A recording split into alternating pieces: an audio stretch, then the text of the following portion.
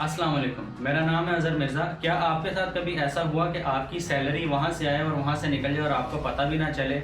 ऐसा क्या होता है कि सैलरी आने से पहले ही बाज़ औक़ात निकल जाती है। मैं गारंटी से कहता हूँ आपके साथ ऐसा एक बार नहीं, दो बार नहीं, तीन बार नहीं, हमेशा ऐसा होता आ रहा होगा, हर महीने होता आ रहा होगा। एक गिलास में जब पानी डाला जाता है ना, तो उसको जनरली स्पीकिंग तो उसको पानी पीने के टाइम पे ही निकलना चाहिए, अदरवाइज़ गिलास में पानी रहना चाहिए। अगर गिलास में पानी रखा, आपने पिया भी नहीं और वो निकल गया, तो मतलब गिलास में कहीं ना कहीं सुराख है। उस सुराख को बंद करना लाजमी है ताकि गिलास से पानी निकलना बंद हो। इसी तरह से जब सैलरी आती है तो आपकी जेब में जो सुराख हैं उनको जानना ज़रूरी। तो आइए आज आपसे शेयर करेंगे financial budget management for an individual person. क्या financial budget management for an individual person, यानी एक आम आदमी के लिए फाइनेंशियल बजट मैनेजमेंट की उसकी सैलरी आती है, उसको मैनेज कैसे किया जाए, how to manage your salary. तो एक आम तनख्वाहदार मुलाजिम जो होता है उसकी ज़िंदगी में तीन किस्म के खर्चे होते हैं। ज़िंदगी में खर्चों के तीन कैटेगरी हैं। सबसे पहला है बेसिक नीड्स, दूसरे नंबर पे आता है एमरजेंसी फंड, तीसरे नंबर पे आता है entertainment. Basic needs, emergency, entertainment. आपके इल्म में हो या शायद ना हो, लेकिन आपकी जेब से जब पैसा निकलता है तो वो इन तीन कैटेगरीज में लाई करता है, बशर्ते कि आप एक इंडिविजुअल पर्सन है। यहाँ कारोबारी इंसान की बात नहीं हो रही, यहाँ एक सैलरी या तनख्वाह वाले इंसान की बात हो रही है। जो तनख्वाह से पैसे बनाता है, ये उस आदमी की बात हो रही है। उसकी जेब से जब पैसा निकलता है तो तीन किस्म के अखराजात होते हैं जिसकी वजह से उसकी जेब से पैसा निकलता है। Basic needs, emergency and entertainment. Basic need क्या है? बेसिक नीड वो है जिसके बिना आपका ज़िंदा रहना मुश्किल है। मिसाल के तौर पर रोटी, कपड़ा, मकान, और कुछ लोगों के लिए एजुकेशन। क्या? रोटी, कपड़ा, मकान, और कुछ लोगों के लिए एजुकेशन। ये वो अखराजात हैं जो कम नहीं किए जा सकते, ये बेसिक नीड है। दूसरी किस्म का खर्चा जो आपकी जेब से पैसा निकालता है वो एमरजेंसी का खर्चा है। एमरजेंसी क्या हो सकती है? खुदा ना खास्ता कोई बच्चा बीमार हो सकता है, कोई रिश्तेदार बीमार हो सकता है, आप खुद बीमार हो सकते हैं, आपकी मोटरसाइकिल कुछ उसमें प्रॉब्लम आ सकती है, आपको ठीक करवाना पड़ सकता है।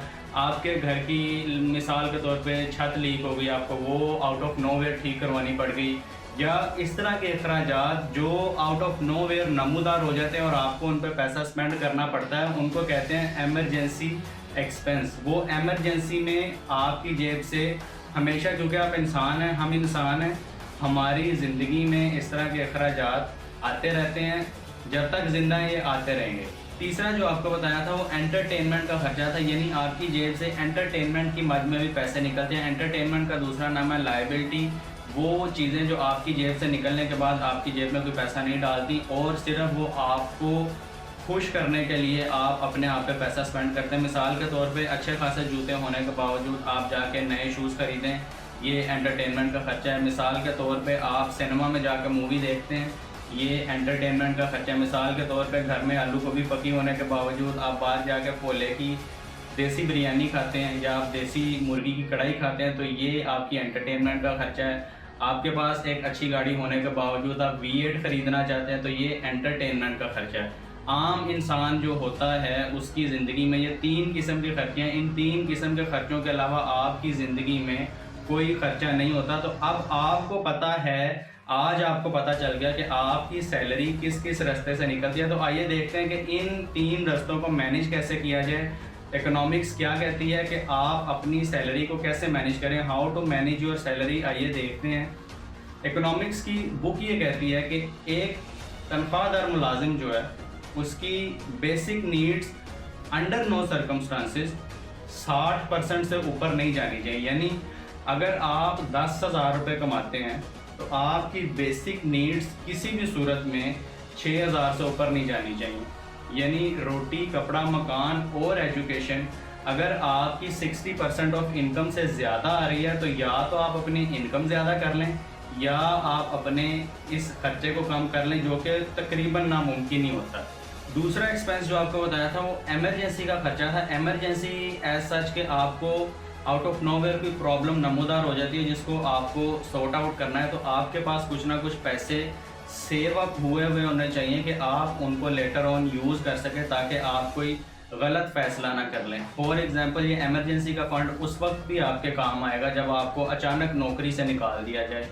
ये कब तक जमा करना है या कितना इकट्ठा करना है, ये 10% आपने अपनी सैलरी का इकट्ठा करते रहना उस वक्त तक जब तक आपके पास इतने पैसे ना इकट्ठे हो जाए कि अगर आज आपको आपकी जॉब से निकाल दिया जाए तो ये फंड 6 महीने तक बैठ के आपको अगली जॉब ढूंढने तक आपको सपोर्ट करता रहे। इस इमरजेंसी फंड को आपने उस वक्त तक इकट्ठे करते रहना है। तीसरे नंबर पे जो आपको बताया था वो था एंटरटेनमेंट। इकोनॉमिक्स की बुक ये कहती है कि एक तनख्वाहदार मुलाजिम को अपनी तनख्वाह का 10% से ज़्यादा अपनी एंटरटेनमेंट पे ऐसा इस्तेमाल नहीं करना चाहिए। तनख्वाहदार मुलाजिम की बात हो रही है, ये बिजनेसमैन की बात नहीं हो रही। यहाँ तनख्वाहदार मुलाजिम अगर 10% से ज़्यादा इस्तेमाल कर रहा है तो या तो उसकी तनख्वाह बहुत ज़्यादा होनी चाहिए, अगर वो एवरेज इनकम ब्रैकेट में आता है तो फिर उसको अपनी तनख्वाह का 10% से ज़्यादा अपनी एंटरटेनमेंट पे स्पेंड नहीं कर। ये सारी चीज़ें मिलाकर टोटल 80% होती हैं। इकोनॉमिक्स की बुक ये कहती है कि आप अपना रिमेनिंग 20% अपने फ्यूचर के लिए इन्वेस्ट करें। लेकिन क्योंकि हम मुसलमान हैं, ये मेरा मशवरा है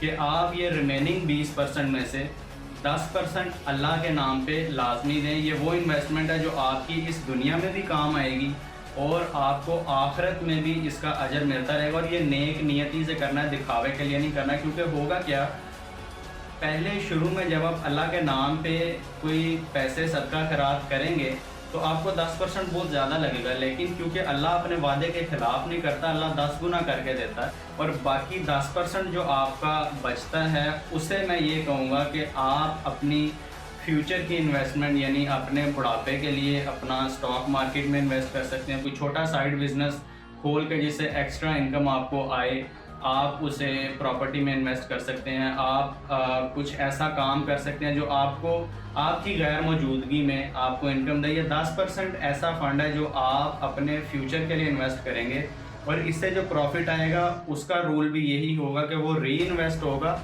ताकि वो मज़ीद इन्वेस्टमेंट बढ़े और आपको मज़ीद प्रॉफिट दे। ये वो चंद चीज़ें हैं जो बेसिक लेवल पे अगर आप सीखेंगे डिसिप्लिन के साथ तो ये आपको आहिस्ता आहिस्ता आगे की तरफ धकेलेंगे कि आप आगे अपनी ज़िंदगी में बढ़ना शुरू हो जाएं। पानी पे चलने का राज ये है कि आपको पता होना चाहिए कि पत्थर कहाँ कहाँ है। अगर आपको पत्थर का नहीं पता, आप पानी में कदम रखेंगे तो और आप डूब जाएंगे। ये वो चीज़ें हैं जो आपको लाजमी पता होनी चाहिए कि आपका खर्चा जाता कहाँ पे है, आपकी तनख्वाह आती है तो जाती कहाँ है। इस चीज़ में सबसे पहले ये बात याद रखिएगा कि सेल्फ डिसिप्लिन लाजमी है। अगर आपके अंदर सेल्फ डिसिप्लिन नहीं है तो ये सारी चीज़ें जो आपको मैंने बताई हैं ये फॉलो करना आपके खुद के लिए बहुत मुश्किल है, आप इसको फॉलो नहीं कर पाएंगे। मेरा नाम है अजहर मिर्ज़ा। मेरी वीडियो देखने के लिए शुक्रिया। अल्लाह हाफिज़।